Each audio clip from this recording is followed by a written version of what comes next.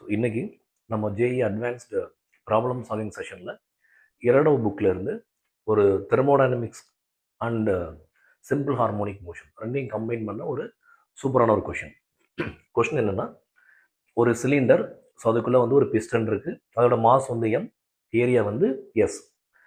So left side ஒரு container, right side ரெண்டு கண்டெய்னராக அந்த சிலிண்டரை வந்து அந்த பிஸ்டன் வந்து டிவைட் பண்ணிடுச்சு. இதோட ப்ரெஷர் P0, இங்கேயும் P0, வால்யூம் V0, இங்கேயும் V0. என்ன பண்ணுறோம் அப்படின்னா, ஸ்லைட்டாக வந்து இந்த பிஸ்டனை வந்து நம்ம டிஸ்டர்ப் பண்ணிடுறோம். அப்படி டிஸ்டர்ப் பண்ண உடனே இந்த பிஸ்டன் வந்து டிஸ்பிளேஸ் ஆகி இந்த சைடு போயிருக்கு. போனதுக்கப்புறம் அந்த பொசிஷனில் வந்து அது ரெஸ்ட்டில் இருக்காது. என்ன ரீசன் அப்படின்னா, நீங்கள் இந்த சிமுலேஷன் பாருங்கள். ஸோ இங்கேருந்து டிஸ்பிளேஸ் ஆகி இங்கே போகுது. போன உடனே திரும்ப இந்த இடத்துல வந்து ப்ரெஷர் இன்க்ரீஸ் ஆகுது. இந்த இன்க்ரீஸ் ஆகிற ப்ரெஷர் மறுபடி பிஸ்டன் இந்த பக்கம் தள்ளும். திரும்ப பிஸ்டன் இங்கே தாண்டறப்ப இங்கே ப்ரெஷர் அதிகமாகும், மறுபடி பிஸ்டன் இந்த பக்கம் தள்ளும். அப்படிங்கிறப்ப பிஸ்டன் வந்து மாறி மாறி லெஃப்ட் அண்ட் ரைட் வந்து மூவ் ஆகிட்டே இருக்கும். அது வந்து ஒரு பீரியாடிக் மோஷனை கிரியேட் பண்ணி ஒரு சிம்பிள் ஹார்மோனிக் மோஷனாக இருக்கிறதுக்கும் சான்சஸ் வந்து அதிகமாக இருக்குது. நம்ம இப்போ அந்த சிம்பிள் ஹார்மோனிக் மோஷனோட ஃப்ரீக்குவன்சி தான் கண்டுபிடிக்கணும். ஸோ இதோட ஒரு ஸ்கெலிட்டன் டயக்ராம் வந்து வரைஞ்சிருக்கேன். ஸோ இது வந்து piston, first container, second container, ரெண்டு ஈக்குவல் ஹாஃபாக டிவைட் ஆயிருக்கு. இந்த பொசிஷன் வந்து மீன் பொசிஷன் அப்படின்னு எடுத்துக்கலாம். ஓகேவா? மீன் பொசிஷன் அப்படின்னா வெலாசிட்டி வந்து மேக்ஸிமமாக இருக்கும், ஃபோர்ஸும் ஆக்சலரேஷனும் அந்த இடத்துல ஜீரோவாக இருக்கும். ஓகே, இந்த பொசிஷன். இப்போ நான் பிஸ்டன் என்ன பண்ணுறேன் அப்படின்னா, ரைட் சைடில் லைட்டாக டிஸ்டர்ப் பண்ணுறேன். அப்புறம் பிஸ்டன் வந்து இங்கே போயிடுச்சு. ஓகே, இங்கேருந்து இங்கே போயிருக்கு எக்ஸ் டிஸ்டன்ஸுக்கு. இப்படி இங்கே போன உடனே இந்த கண்டெய்னரோட வால்யூம் என்ன ஆகுது? இன்க்ரீஸ் ஆகுது. இந்த சைடு கண்டெய்னரோட வால்யூம் வந்து என்ன ஆகுது? டிக்ரீஸ் ஆகுது. என்ன ப்ராசஸ் அப்படின்னு சொல்லியிருக்காங்கன்னா, அடியபேட்டிக் ப்ராசஸ் அப்படிங்கிற மாதிரி மென்ஷன் பண்ணிட்டாங்க. ஓகே, அடியபேட்டிக் ப்ராசஸ், ஃப்ரிக்ஷன் எதுவுமே இல்லைங்கிற மாதிரி எடுத்துக்கோங்க அப்படிங்கிறது அசம்ஷன். இப்போ அடியபேட்டிக் ப்ராசஸ் அப்படின்னாலே நமக்கு PV power gamma VB constant, இதை வந்து என்ன பண்ணணும்? ஒபே பண்ணணும். இதுதான் அடியபேட்டிக் லா. இந்த லாவை ஒபே பண்ணி தான் ஒரு ப்ராசஸ் வந்து நடக்கும். ஸோ எதனால் இது அடியபேட்டிக் ப்ராசஸாக இருக்கும் அப்படின்னா, இருக்கிற ப்ராசஸ்லேயே constant pressure process, constant volume process, isothermal process, adiabatic process எடுத்துட்டோம்னா அடியபேட்டிக் தான் இருக்கிறதே ஃபாஸ்டஸ்ட் ப்ராசஸ். நீங்கள் அந்த வீடியோ சிமுலேஷனில் பார்த்துருப்பீங்க, அந்த பிஸ்டன் வந்து பயங்கர ஃபாஸ்ட்டாக வந்து முன்னாடி பின்னாடி மூவ் ஆகிட்டே இருக்கு. இந்த ஃபாஸ்டஸ்ட் ப்ராசஸ் அப்படின்னாலே அடியபேட்டிக் ப்ராசஸ். அவங்க மென்ஷன் பண்ணலை அப்படின்னாலும் நீங்கள் எடுத்துக்கலாம். இப்போ அடியபேட்டிக் ப்ராசஸ் பொறுத்த வரைக்கும் இதுதான் வந்து power law. So pressure and volume ரெண்டுமே இன்வெர்ஸ்லி ப்ரொபோர்ஷனல். இப்போ இந்த ஒன்னோட வால்யூம் இன்க்ரீஸ் ஆகுது அப்படின்னா இந்த ஒன்ல இருக்கிற ப்ரெஷர் வந்து என்ன இருக்கும்? டிக்ரீஸ் ஆயிருக்கும். இப்போ டூல வந்து வால்யூம் டிக்ரீஸ் ஆயிருக்கு, அப்புறம் ப்ரெஷர் வந்து என்ன இருக்கும்? இன்க்ரீஸ் ஆயிருக்கும். ஸோ இந்த இடத்துல வந்து ஒரு ஹை ப்ரெஷர் இங்கே ஆக்ட் ஆகும். ஸோ இந்த P2 அப்படிங்கிறது ப்ரெஷர் இன்டூ ஏரியா போட்ட ஃபோர்ஸ். ஸோ இந்த சைடு ஒரு ஃபோர்ஸ், திரும்ப இந்த கண்டெய்னர், இது வரைக்குமே கண்டெய்னர் இருக்கு. ஓகே, நான் பிஸ்டன் மட்டும் தான் வரைஞ்சிருக்கேன், இங்கேயும் ஒரு கண்டெய்னர் இருக்கும். அப்படின்னா இங்க P1 இன்டூ எஸ். இப்போ இந்த P1 P2ல எது கிரேட்டர் அப்படின்னா P2 is greater than P1. என்ன ரீசன்? ஏன்னா வால்யூம் ஆஃப் 1 வந்து அதிகமாக இருக்கு, V1 கிரேட்டர் தென் V2 இருக்கிறதால எக்ஸ்பான்ஷன் ப்ராசஸ், அடியபேட்டிக் எக்ஸ்பான்ஷன். இது வந்து இந்த கண்டெய்னர் அடியபேட்டிக் எக்ஸ்பேண்ட் ஆகுது, இந்த கண்டெய்னர் அடியபேட்டிக்கலி கம்ப்ரஸ் ஆகுது. ஸோ V1 வந்து V2 விட அதிகமாக இருக்கு. அதனால pressure at 2 will be greater than pressure at 1. அப்படின்னா இங்க கம்ப்ரஸ் ஆயிருக்குல, கேஸ் எல்லாமே கம்ப்ரஸ் ஆயிருக்கு, ஹை ப்ரெஷர்ல இருக்குன்னு அர்த்தம். அப்புறம் இந்த ப்ரெஷர் ஒரு ஃபோர்ஸ் கொடுக்கும், இந்த சைடு இருக்கிற இந்த கண்டெய்னர் உள்ள கேஸ் வந்து ஒரு ஃபோர்ஸ் கொடுக்கும். இதுல யாரு டாமினண்டா இருக்க போறா? P2S தான் டாமினண்டா இருக்க போகுது. நெட் ஃபோர்ஸ் எந்த பக்கம் இருக்க போகுது? லெஃப்ட் சைடு இருக்க போகுது. ஓகே, அப்படின்னா நான் லைட்டா டிஸ்டர்ப் பண்ண உடனே இந்த ப்ரெஷர் அதிகமாகி திரும்ப இங்க கொண்டு வந்துருது. ஸோ இந்த பொசிஷன், இந்த மீன் பொசிஷனை கிராஸ் பண்றப்ப ரெஸ்ட்டுக்கு வருமானா? ரெஸ்ட்டுக்கு வராது.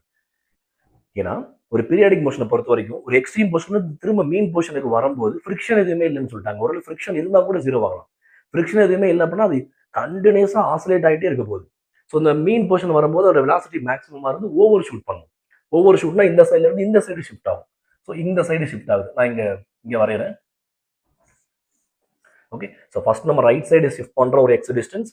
இங்க ப்ரெஷர் அதிகமா இருக்கு, இந்த சைடு இந்த கண்டெய்னரோட ப்ரெஷர் கம்மியா இருக்கு, அதனால இது இந்த பக்கம் பிடிச்சி தள்ளுது. இப்போ இங்க வந்த உடனே இந்த ஃபர்ஸ்ட் கண்டெய்னரோட வால்யூம் வந்து என்ன ஆயிடுச்சு? கம்மியாயிருச்சு. அப்படின்னா இது கொடுக்குற ஃபோர்ஸ் வந்து P1 இன்டு எஸ். இந்த ரைட் சைடு இவ்வளவு தூரத்துக்கு கண்டெய்னர் இருக்கா, ஸோ இது கொடுக்குற ஃபோர்ஸ் வந்து P2 இன்டூ எஸ். இப்போ செகண்ட் கண்டெய்னர் வந்து எக்ஸ்பேண்ட் ஆயிருக்கு, ஃபர்ஸ்ட் கண்டெய்னர் கம்ப்ரஸ் ஆயிருக்கு. அப்படின்னா செகண்ட் கண்டெய்னரோட வால்யூம் வந்து ஃபர்ஸ்ட் விட அதிகமாக இருக்கு. So expansion. ஸோ வால்யூம் அதிகமான ப்ரெஷர் வந்து என்ன ஆகும், கம்மியாகும் அடியபேட்டிக்ல. அப்படிங்கிறப்ப pressure at 1 is greater than pressure at 2. So இந்த ப்ரெஷர் அதிகமாக இருக்கு. அப்புறம் அந்த ப்ரெஷர் P1 அதிகமாக இருக்கு P2 விட. அப்புறம் இது கிரியேட் பண்ற ஃபோர்ஸ், இது கிரியேட் பண்ற ஃபோர்ஸை விட எப்படி இருக்கும், அதிகமாக இருக்கும். ஸோ இந்த பக்கமா மறுபடி நெட் ஃபோர்ஸ் ஆக்ட் ஆகும். இங்க எப்படி ஆக்ட் ஆகும், இந்த டைரக்ஷன்ல நெட் ஃபோர்ஸ் ஆக்ட் ஆகும். ஸோ நம்ம லைட்டா இந்த பக்கம் பிஸ்டனை டிஸ்பிளேஸ் பண்ணிடுறோம். திரும்ப இங்க இந்த கண்டெய்னர்ல ப்ரெஷர் அதிகமாகி இந்த பக்கம் தள்ளுது. மீன் போர்ஷன் வந்தோடனே ரெஸ்ட்டுக்கு வராது, ஏன்னா ஃபிரிக்ஷன் இல்லை. ஃபிரிக்ஷன் ஏதாவது ஒரு டேம்பிங் இருந்தாலும் என்ன ஆகும், ரெஸ்ட்டுக்கு வரும். திரும்ப இந்த பக்கம் போகுது, மறுபடியும் இந்த ப்ரெஷர் அதிகமாகுது, இந்த பக்கம் தள்ளுது. ஸோ இந்த மாதிரி என்ன ஆகிட்டே இருக்கு, ஆசிலேட் ஆகிட்டே இருக்கு. நம்ம என்ன கண்டுபிடிக்கணும், ஆசிலேட் ஆகிற ஃப்ரீக்வன்சி டைம் பீரியட் ஃபைண்ட் பண்றோம். ஒரு சூப்பரான கொஸ்டின், ரொம்ப காமனா வந்து ஜேஇ மெயின்ஸ் அண்ட் அட்வான்ஸ்ல கேட்குற கொஸ்டின். நெட் ஃபோர்ஸ் ஃபர்ஸ்ட் கண்டுபிடிக்கலாம். ஓகேவா? ஸோ நெட் ஃபோர்ஸ் கண்டுபிடிப்போம். நம்ம அந்த ரைட் சைடு டிஸ்பிளேஸ் ஆகிறதே எடுத்துக்கிறோம். ஸோ இந்த இடத்துல ஸோ P2S அப்படிங்கிறது லெஃப்ட் சைடு ஆக்ட் ஆகுது, P1S அப்படிங்கிறது ரைட் சைடு ஆக்ட் ஆகுது. ஸோ நெட் ஃபோர்ஸ் அப்படிங்கிறப்ப லெஃப்ட் சைடு தான் இருக்கும், ஏன்னா இந்த ஃபோர்ஸ் தான் டாமினன்ட் ஃபோர்ஸ். நான் இதுக்கு கண்டுபிடிக்கிறேன், நீங்க இதுக்கும் கண்டுபிடிக்கலாம், ரெண்டுமே ஒரு வேல்யூ தான். So P2S minus P1S. So நீங்க எஸ் வந்து காமனா எடுத்துட்டோம் அப்படின்னா P2 மைனஸ் P1. இதுதான் வந்து net force. Net force acting ஆன பிஸ்டன். இப்போ நம்ம என்ன பண்ணணும், P1 இனிஷியலா P0 அப்படின்னு இருக்கு, எக்ஸ்பேண்ட் ஆனதுக்கு அப்புறம் உள்ள ப்ரெஷர் P1. இனிஷியலா இந்த கண்டெய்னரோட ப்ரெஷர் வந்து P0, கம்ப்ரஸ் ஆனதுக்கு அப்புறம் உள்ள ப்ரெஷர் வந்து என்ன, P2. ஸோ நம்ம இந்த P2 P1 கண்டுபிடிக்கணும். அதுக்காக நம்ம என்ன பண்றோம், தெர்மோடைனமிக்ஸ் அடியபேட்டிக் லாவை யூஸ் பண்ணி ப்ரெஷர் கண்டுபிடிக்கிறோம். ஓகே, ஸோ P1 P2 கண்டுபிடிச்சு இதை சப்ஸ்டியூட் பண்ணா ஆன்சர். செப்பரேட்டா எழுதிக்கலாம். ஸோ எஃப் நெட் அப்படிங்கிறது S into P2 minus P1. இப்போ இந்த P2 எப்படி ஃபைண்ட் பண்ணலாம் அப்படின்னா, செகண்ட்ல வந்து என்ன நடக்குது, கம்ப்ரஷன் தான் நடக்குது. ஆனால் இனிஷியலா P0 V0 இருந்த ப்ரெஷர் அண்ட் வால்யூம் ஃபைனலா P2 V2 அப்படின்னு மாறி இருக்கு. ஸோ நம்ம என்ன பண்ணலாம், அடியபேட்டிக் லா யூஸ் பண்றோம்னா இனிஷியல் வந்து P0 V0 பவர் காமா, ஃபைனலா எவ்வளோ இருக்கு P2 V2 பவர் காமா. ஏன்னா நான் இதை வந்து செகண்ட் அப்படின்னு எடுத்துக்கிறேன். இனிஷியலா pressure P0 volume V0, after compression pressure வந்து P2 வால்யூம் வந்து V2. இந்த கண்டெய்னர் வந்து நான் 1 எடுத்துக்கிறேன். Initially pressure P0 volume V0, after expansion P1 and V1. So அதை நான் வச்சுக்கோங்க. ஓகே, ஸோ இதோட ப்ரெஷர் வந்து P1 மாறி இருக்கு, இதோட ப்ரெஷர் வால்யூம் V1 மாறி இருக்கு, இதோட ப்ரெஷர் P2 மாறி இருக்கு, இதோட வால்யூம் V2 மாறி இருக்கு. ஸோ அதான் இங்க நம்ம எழுதிருக்கோம். ஓகே, ஸோ கன்ஃபியூஸ் பண்ணிக்கிறேங்க, P1 V1 தான் போடணும் அப்படிங்கிறதுனால. ஏன்னா P0 V0ங்கிறது இனிஷியல் கண்டிஷன், P2 V2ங்கிறது ஃபைனல் கண்டிஷன். இதுல இருந்து என்ன கண்டுபிடிச்சோம்னா P2 வந்து ஃபைண்ட் பண்ணலாம். ஸோ P2 அப்படிங்கிறது என்ன, P0 V0 power gamma divided by V2 power gamma. So V2 அப்படிங்கிறது என்னன்னு பார்த்தீங்கன்னா எக்ஸ்பேண்ட் ஆனதுக்கு அப்புறம் இருக்கிற வால்யூம். இனிஷியலா வந்து V0 அப்படிங்கிற வால்யூம், கடைசியா வந்து இவ்வளவு வால்யூம் தான் இருக்கு. அப்புறம் இவ்வளவு வால்யூம் வந்து என்ன இருக்கு, இவ்வளவு வால்யூம் வந்து கம்ப்ரஸ் ஆயிடுச்சு. ஸோ இந்த வால்யூம் அப்படிங்கிறது என்ன அப்படின்னா எக்ஸ்ங்கிறது அந்த டிஸ்பிளேஸ்மெண்ட் இன்டூ ஏரியா. அப்புறம் எஸ்எக்ஸ் அப்படிங்கிறது தான் என்ன, இந்த change in volume. So final volume அதாவது V2 is nothing but P0 V0 power gamma divided by initial volume எவ்வளவு இருந்தது V0, எவ்வளவு கம்மியா இருக்கு S இன்டு எக்ஸ். எஸ் அப்படிங்கிறது அந்த பிஸ்டனோட ஏரியா, எக்ஸ் அப்படிங்கிறது அந்த பிஸ்டன் டிஸ்பிளேஸ் ஆனது. ஓகேவா, பவர் காமா. ஸோ இதுதான் வந்து P2. ஸோ நெக்ஸ்ட் என்ன கண்டுபிடிக்கிறோம், P1 கண்டுபிடிக்கிறது ஃபர்ஸ்ட் கண்டெய்னர் எடுத்துக்கணும். ஃபர்ஸ்ட் கண்டெய்னர் எடுத்துட்டோம் அப்படின்னா ஃபர்ஸ்ட் கண்டெய்னர்ல இனிஷியல் ப்ரெஷர் P0, வால்யூம் வந்து V0 பவர் காமா. இது வந்து எக்ஸ்பேண்ட் ஆகுது. அப்புறம் ஃபைனல் ப்ரெஷர் வந்து நம்ம என்ன எடுத்துக்கிறோம், P1 V1 power gamma. So இதுல இருந்து நீங்க என்ன கண்டுபிடிக்கணும், P1 ஃபைண்ட் பண்ணணும். P1 ஃபைண்ட் பண்றது எப்படி, P0 V0 power gamma divided by V1 power gamma. So இங்க நீங்க சிம்பிளிஃபை பண்ணீங்கன்னா P0 V0 power gamma divided by V1. V2 அப்படிங்கிறது கம்ப்ரஸ்டு வால்யூம். ஓகே, ஸோ இது வந்து V0, கம்ப்ரஸ் ஆனதுக்கு அப்புறம் இதுதான் வந்து V2. இனிஷியல் ஃபர்ஸ்ட் கண்டெய்னர் பார்த்தோம்னா இதுதான் V0, எக்ஸ்பாண்ட் ஆனதுக்கு அப்புறம் இதுதான் வந்து என்ன V1. அப்படின்னா இந்த வால்யூம் பிளஸ் இந்த வால்யூம் என்ன, எக்ஸ் இன்டூ இந்த area, cross sectional area. So அப்படின்னா இங்க பிளஸ். ஓகே, நம்மளுக்கு ஒரு பியூட்டிஃபுல்லா ஒரு ஈக்குவேஷன் ரெடி ஆயிட்டு இருக்கு. V0 Sx power gamma. இதுதான் P1. ஸோ ப்ரெஷர் அட் 2 அப்படிங்கிறது என்ன? நம்ம ரைட் சைடு தானே அந்த பிஸ்டன் தள்ளி இருக்கோம். ரைட் சைடு தள்ளதுக்கப்புறம் ரைட் சைடு கண்டெய்னர்ல இருக்கிற ப்ரெஷர் இதுதான்.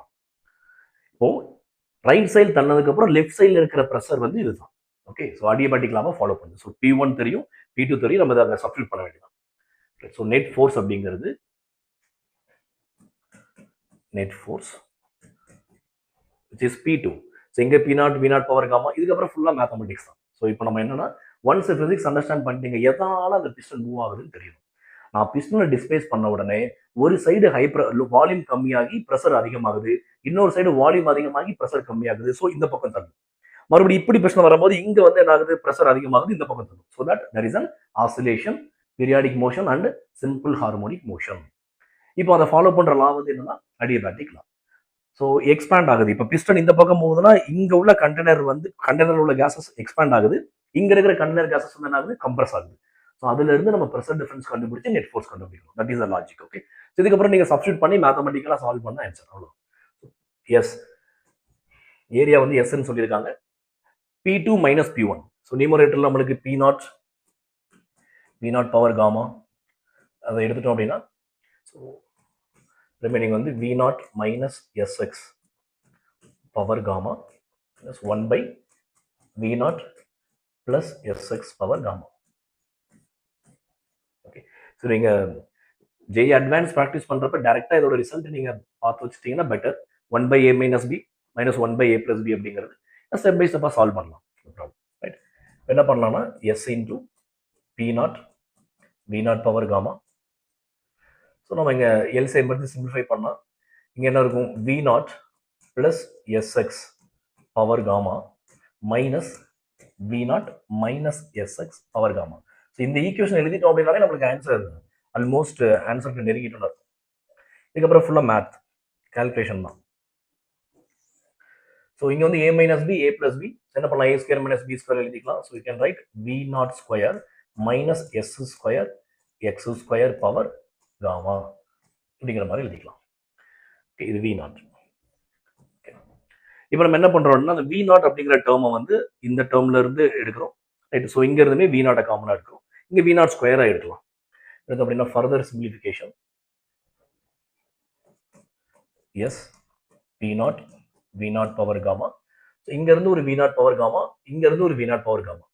அப்படிங்கிறப்ப உங்களுக்கு V0 பவர் காமா அப்படின்னு இருக்கும். இங்க 1 plus Sx by V0 power gamma.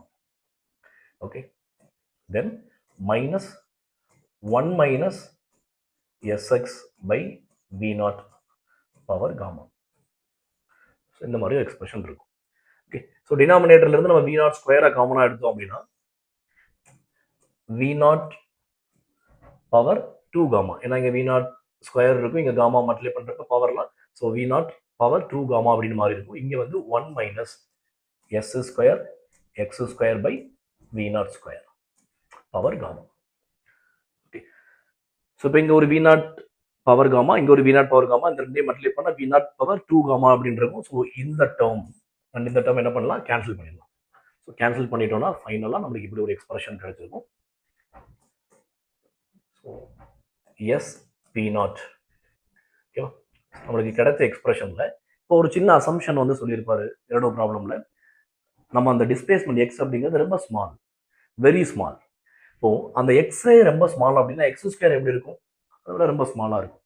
X square ஸ்மாலா இருக்கு அப்படிங்கிறப்ப 1 மைனஸ்ல இருந்து அந்த வேல்யூ என்ன பண்றோம், சப்ட்ராக்ட் பண்றோம். அப்புறம் இந்த டேர்ம் வந்து என்ன பண்ணிடலாம், நெக்லெக்ட் பண்ணிடலாம். எதனால நெக்லெக்ட் பண்றோம், எக்ஸ் இஸ் வெரி ஸ்மால் அப்படின்னா எக்ஸ் ஸ்கொயர் ரொம்ப கம்மியாக தான் இருக்கும். ஸோ இந்த டேர்ம் வந்து என்ன பண்ணலாம், எலிமினேட் பண்ணிடலாம். எலிமினேட் பண்ணதுக்கு அப்புறம் you will have 1 plus Sx by V0 power gamma minus 1 minus Sx by V0 power gamma. So இந்த மாதிரி ஒரு எக்ஸ்பிரஷன் கிடைச்சிருக்கும். இப்போ இது 1 plus x power n, right. So ஒரு பைனாமல் எக்ஸ்பான்ஷன் வந்து என்ன பண்றோம், அப்ளை பண்ணலாம். So 1 plus x power n. So இந்த மாதிரி x பவர் n அப்படின்னு இருக்கு. x வந்து இந்த 1-ஐ விட ஃபார் லெஸ் தேனா இருந்தா, x வந்து ஃபார் லெஸ் தேன் 1-ஆ இருந்தா நீங்க அதை என்ன பண்ணிக்கலாம், 1 plus nx அப்படின்னு எழுதிக்கலாம். இது ஒரு மேத்தமெட்டிக்ஸ் பைனாமியல் எக்ஸ்பான்ஷன் யூஸ் பண்றோம். ஸோ ஜெய் அட்வான்ஸ் அப்படிங்கிறதுனால நிறைய கால்குலேஷன் ஸ்டெப்ஸ் இருக்கும். கொஞ்சம் ஃபாஸ்ட்டாக பண்ணுறதுக்கு நீங்கள் ப்ராக்டிஸ் பண்ணிக்கணும். சப்ஸ்டியூட் பண்ணோம் அப்படின்னா SP நாட். ஸோ இங்கே 1 + gamma SX by V naught. இங்கே மல்டிப்ளை பண்ணால் -1 + gamma SX by V naught. இதுதான் டேர்ம். ஸோ இந்த 1 - 1 கேன்சல் ஆகிடும். ஸோ ஃபைனலாக இங்கே எக்ஸ்பிரஷன் எப்படி இருக்கும் அப்படின்னா P naught gamma S² X by V naught. ஏன்னா இங்கே ஒரு 2 வேற இருக்கும். ஸோ இது gamma SX by V naught, இது gamma SX by V naught. So 2 gamma SX by V naught S². So 2 P naught gamma S² X by V naught அப்படிங்கிறது தான் வந்து நம்மளுக்கு நெட் ஃபோர்ஸ். ஒரு ஃபென்டாஸ்டிக்கான ஒரு ஈக்குவேஷன் எடுத்திருக்கு நெட் ஃபோர்ஸ். அப்படின்னா என்ன அர்த்தம்னா இந்த ஃபைனல் ஆக்டர் நெட் ஃபோர்ஸ் வந்து எதை பொறுத்து இருக்கு? இனிஷியல் ப்ரெஷர், அதுக்கப்புறம் காமா. காமா அப்படிங்கிறது என்ன? Adiabatic index. மோனோடாமிக், டயட்டாமிக், ட்ரைட்டாமிக்கை பொறுத்து காமா என்ன ஆகும்? மாறும். அட்டாமிசிட்டியை பொறுத்து சேஞ்ச் ஆகும். எஸ் அப்படிங்கிறது cross section area of the piston. X அப்படிங்கிறது நம்ம டிஸ்பிளேஸ் பண்ற ஸ்மால் அமௌண்ட். வி நாட்டுங்கிறது ஒரிஜினல் வால்யூம். ஸோ நீங்க நெட் ஃபோர்ஸ் பார்த்தீங்கன்னா ஃபைனல் ப்ரெஷர், ஃபைனல் வால்யூமை பொறுத்தே எதுவுமே இல்லை. Initial pressure, initial volume, piston area, நம்ம டிஸ்பிளேஸ் பண்ற இனிஷியல் டிஸ்பிளேஸ்மெண்ட் காமா. காமா அப்படிங்கிறது 1 + 2/F. எஃப்ங்கிறது டிகிரி ஆஃப் ஃப்ரீடம். யூனோ எப்படி கால்குலேட் பண்ணணும்னு தெரியும். இப்போ இந்த ஃபோர்ஸ் தான் நான் லெஃப்ட் சைடு டிஸ்பிளேஸ் பண்ணியிருந்தேன் அப்படின்னா அந்த அமௌண்ட் ஆஃப் ஃபோர்ஸ் தான் இங்க இப்படி ஆக்ட் ஆகும். நான் ரைட் சைடு பண்ணா லெஃப்ட் சைடு இந்த ஃபோர்ஸ் ஆக்ட் ஆகும். நான் லெஃப்ட் சைடு டிஸ்பிளேஸ் பண்ணா ரைட் சைடு இந்த ஃபோர்ஸ் ஆக்ட் ஆகும். ஸோ இந்த ஃபோர்ஸ் வந்து ஆக்ட் ஆகிட்டே இருக்கும். அதுக்கப்புறம் இந்த ஃபோர்ஸ் வந்து டைரக்ட்லி ப்ரொபோர்ஷனல் டு எக்ஸா இருக்கு. இப்போ இதே நம்ம வெக்டார் ரொட்டேஷன்ல எழுதுறோம்னு வச்சுப்போம். நீங்க அந்த டயக்ராம் பாத்தீங்க அப்படின்னா எக்ஸ் வந்து ரைட் சைட்ல இருக்கு, ஆனா நெட் ஃபோர்ஸ் எப்படி இருக்கு? Left side. ஸோ வெக்டோரியல் ரெப்ரசன்டேஷன்ல நீங்க எழுதினீங்கன்னா எப்படி எழுதிக்கணும்? மைனஸ் சைன்ல எழுதிக்கணும். Because the force vector is 2 P naught gamma S² by V naught X minus. So இதை வந்து எக்ஸ் வந்து வெக்டார்ல எழுதுறீங்க, எக்ஸ் கேப் அப்படின்னு எழுதுறீங்க அப்படின்னா இந்த மாதிரி தான் எழுதிக்கணும்.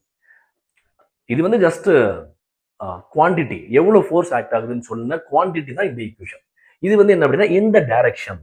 ஸோ இதுல இருந்து நம்மளுக்கு என்ன கிடைக்குது? டிஸ்பிளேஸ்மெண்ட் பாசிட்டிவ் எக்ஸ்ல இருந்தா ஃபோர்ஸ், இந்த ஃபோர்ஸ் வந்து ரீஸ்டோரிங் ஃபோர்ஸ். இது எந்த பக்கம் இருக்கும்? நெகட்டிவ் எக்ஸ்ல இருக்கும். ஒரு டிஸ்பிளேஸ்மெண்ட் நெகட்டிவ் எக்ஸ்ல இருந்தா ரீஸ்டோரிங் ஃபோர்ஸ் பாசிட்டிவ் எக்ஸ்ல இருக்கும். அப்புறம் எப்பவுமே டிஸ்பிளேஸ்மெண்ட்டும் ஃபோர்ஸும் டைரக்ட்லி ப்ரொபோர்ஷனலா இருந்து ஆப்போசிட்டா இருந்தா அது வந்து என்ன மோஷன் அப்படின்னு தெரியும் நமக்கு? Simple harmonic motion.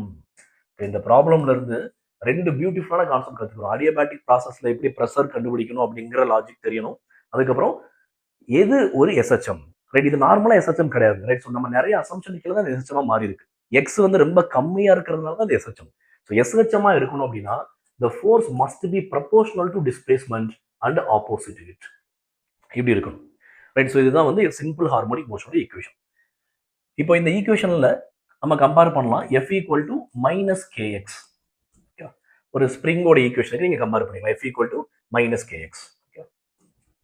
X cap confuse பண்ணிக்க வேண்டாம். ஓகே, இப்போ ஃபோர்ஸ் எக்ஸ், இந்த கேங்கிறது என்ன? Spring constant. அதாவது ஒரு ஸ்ப்ரிங் நான் வந்து ரைட் சைடு டிஸ்பிளேஸ் பண்ணா அந்த ஸ்ப்ரிங், அந்த ஆப்ஜெக்ட் என்ன பண்ணும்? இப்படி இருக்கு ஒரு ஆப்ஜெக்ட். ஓகே, இது வந்து மாசியம் ஸ்ப்ரிங் கான்ஸ்டன்ட் கே. நான் இதை ரைட் சைடு டிஸ்பிளேஸ் பண்ணா ஸ்ப்ரிங் அந்த லெஃப்ட் சைடு இருக்கும். நான் வந்து லெஃப்ட் சைடு டிஸ்பிளேஸ் பண்ணா ஸ்ப்ரிங் அந்த ரைட் சைடு தள்ளும். அதே மாதிரி தான் இந்த பிஸ்டன் அண்ட் சிலிண்டர் டிவைஸ். அந்த பிஸ்டன்ல இந்த கேஸ் இருக்கா, இந்த கேஸ் வந்து ஒரு ஸ்ப்ரிங் ஆக்ட் ஆகுது. ஸோ நீங்க இதை மொத்தமா நீங்க பிஸ்டன் சிலிண்டரா வந்து மாத்திக்கலாம். சூப்பரான லாஜிக் என்ன அப்படின்னா, இப்போ இதே பிஸ்டன் சிலிண்டரா மாத்திக்கலாம். இந்த யார் இங்க ஸ்ப்ரிங் ஆக்ட் ஆகுறா? அந்த கேசஸ். அந்த கேசஸோட எலாஸ்டிசிட்டி தான் வந்து என்னவா ஆக்ட் ஆகுது? ஸ்ப்ரிங் ஆக்ட் ஆகுது. இது வந்து பிஸ்டன். ஸோ அப்படின்னா இந்த ஸ்ப்ரிங் எப்படி இதை முன்னாடி தள்ளிட்டு இருக்கோ அதே மாதிரி அதுல உள்ள கேசஸ் வந்து என்ன பண்ணுறது? பிஸ்டன் முன்னாடி தள்ளிட்டு இருக்கு. ஸோ இதுதான் வந்து சிம்பிள் ஹார்மோனிக் மோஷனை மற்ற சாப்டரோட கம்பேர் பண்ற மெத்தட். ஸோ இதுல இருந்து நீங்க என்ன பண்ணலாம்? கே வந்து ஃபைண்ட் பண்ணிக்கலாம். கேங்கிறது நம்மளுக்கு ஸ்ப்ரிங் கான்ஸ்டன்ட் அப்படின்னு தெரியும். ஸோ கே இஸ் பார்த்தீங்கன்னா 2 P naught gamma S² by V naught. இதுதான் வந்து ஸ்ப்ரிங் கான்ஸ்டன்ட். இதுல இருந்து நமக்கு ஒமேகா கண்டுபிடிக்க தெரியும். சிம்பிள் ஹார்மோனிக் மோஷன்ல இருந்து ஒமேகா அப்படிங்கிறது √k/m. ஓகே, ஸோ கே அப்படிங்கிறது என்ன? நம்மளுக்கு ஆல்ரெடி வேல்யூ தெரியும். ஸோ ஸ்ப்ரிங் கான்ஸ்டன்ட் அப்படின்னா அது ஸ்ப்ரிங்காக தான் இருக்கணும் அவசியம் கிடையாது. அதாவது எது வந்து ஒரு ஆப்ஜெக்டை ரிட்ராக்ட் பண்ணி பழைய நிலைமைக்கு எடுத்துட்டு வர ட்ரை பண்ணுதோ அதுதான் ஸ்ப்ரிங். ஸோ நார்மலா இப்படி இருக்கிறது நம்மளுக்கு ஸ்ப்ரிங்னு தெரியும். இந்த இடத்துல கேஸ் வந்து ஸ்ப்ரிங் ஆக்ட் ஆகுது. ஒருவேளை நான் ஒரு பக்கெட்ல வாட்டர் எடுத்து அது மேல வந்து ஒரு தெர்மாகோல் பாக்ஸ் வச்சுட்டு என்ன பண்றேன்னா லைட்டை தட்டி வரேன். இப்போ அந்த பாக்ஸ் என்ன ஆகும், மேலே கீழே ஆசிலேட் ஆகும். இப்போ அந்த இடத்துல வந்து ஒரு ரீஸ்டோரிங் ஃபோர்ஸ் ஆக்ட் ஆகுது, பயான்சி ஃபோர்ஸ். ஸோ அந்த இடத்துலயும் ஒரு ஸ்ப்ரிங் எஃபெக்ட் இருக்கு. ஸோ ஸ்ப்ரிங் எஃபெக்ட் அப்படிங்கிறது திரும்ப பழைய நிலைமைக்கு கொண்டு வரதுக்கு ஒரு ஃபோர்ஸ் தேவை. அந்த ஃபோர்ஸ் தான் வந்து என்ன, ஸ்ப்ரிங் ஃபோர்ஸ். ரைட். ஸோ இந்த இடத்துல அந்த கேஸஸோட எலாஸ்டிசிட்டி தான் ஸ்ப்ரிங் ஆக்ட் ஆகுது. ஸோ நம்ம கே வந்து தெரியும், நீங்க சப்ஸ்டியூட் பண்ணீங்க அப்படின்னா 2p0 gamma s square divided by mv0. நீங்க எஸ் வந்து காமனா வெளில எடுத்துக்கலாம். இது வந்து angular frequency, radian per second. So இதில் வந்து நீங்கள் டைம் பீரியட் ஃபைண்ட் பண்ணிக்கலாம். So time period of oscillation என்ன, 2π by omega. So can get 2π by omega root of mv0 divided by 2p0 gamma s square. So frequency அப்படிங்கிறது 1 by time period, 1 by 2π root of 2p0 gamma s square by mv0. So இந்த ஒரு particular problem, இரடோ ப்ராப்ளம்ல இருந்து ஒரு adiabatic ப்ராசஸ்னா என்ன, இந்த adiabatic ப்ராசஸ்ல pressure and volume எப்படி கண்டுபிடிக்கணும் ஆஃப்டர் எக்ஸ்பான்ஷன் ஆஃப்டர் கம்ப்ரஷன் அப்படிங்கிறத கற்றுருக்கும். அதுக்கப்புறம் சிம்பிள் ஹார்மோனிக் மோஷன்னா என்ன, சிம்பிள் ஹார்மோனிக் மோஷன்ல இருந்து எப்படி நம்ம டைம் பீரியட் கண்டுபிடிக்கிறது அப்படிங்கிறதையும் ஃபைன் பண்ணியிருக்கோம். ஸோ இந்த ஈக்குவேஷன், இந்த டைம் பீரியட் ஈக்குவேஷன் எதை கொடுக்குதுன்னா, the mass of the piston அதிகமாக டைம் பீரியட் என்ன ஆகும், அதிகமாகும். டைம் பீரியட் அதிகமாகுதுன்னா கொஞ்சம் ஸ்லோவாக தான் வந்து என்ன ஆகும், அந்த பிஸ்டன் வந்து மூவ் ஆகும். அது மாதிரி இனிஷியலாக வால்யூம் அதிகமாக இருந்தது அப்படின்னா டைம் பீரியட் வந்து அதிகமாகும். இது எல்லாமே இன்வெர்ஸ்லி ப்ரொபோர்ஷனல். ஓகே. ஸோ இந்த டினாமினேட்டரில் இருக்கிற வேல்யூ அதிகமாச்சுன்னா டைம் பீரியட் கம்மியாகும். டைம் பீரியட் கம்மியாக அர்த்தம் குயிக்காக வந்துடும். இந்த நியூமரேட்டரில் இருக்கிற வேல்யூஸ் அதிகமாச்சு அப்படின்னா டைம் பீரியட் வந்து அதிகமாகும். அப்படின்னா ரொம்ப நேரத்துக்கு அப்புறம் தான் ஒரு ஆசிலேஷனை கம்ப்ளீட் பண்ணும். So this is for a complete oscillation. Piston இங்கேருந்து இங்கே போயிட்டு திரும்ப இங்கே வந்து இங்கே போயிட்டு வர்றதுக்கான டைம், ஒரு கம்ப்ளீட் ஆசிலேஷனுக்கான டைம். ஸோ இந்த ப்ராப்ளம்ல இருந்து ஒரு தெர்மோடைனமிக் கொஸ்டின் எப்படி சால்வ் பண்ணணும் அப்படிங்கிறதும் ப்ளஸ் ஒரு சிம்பிள் ஹார்மோனிக் மோஷன் எப்படி சால்வ் பண்ணணும் அப்படிங்கிறதும் புரிஞ்சிருக்கும் நினைக்கிறேன். ஓகே. ஸோ இதே மாதிரி ஒரு கம்பைன்டு ப்ராப்ளம்ஸ் எடுத்து ட்ரை பண்ணி பாருங்க. மெயின்ஸ்ல ஆல்ரெடி இந்த மாடலில் கொஸ்டின்ஸ் இருக்கும். இதை விட கொஞ்சம் காம்ப்ளிகேட்டட் மாடல்ஸ் இருக்கலாம், சிம்பிள் மாடல்ஸ் இருக்கலாம். எடுத்து just practice the problems. Okay. Thank you.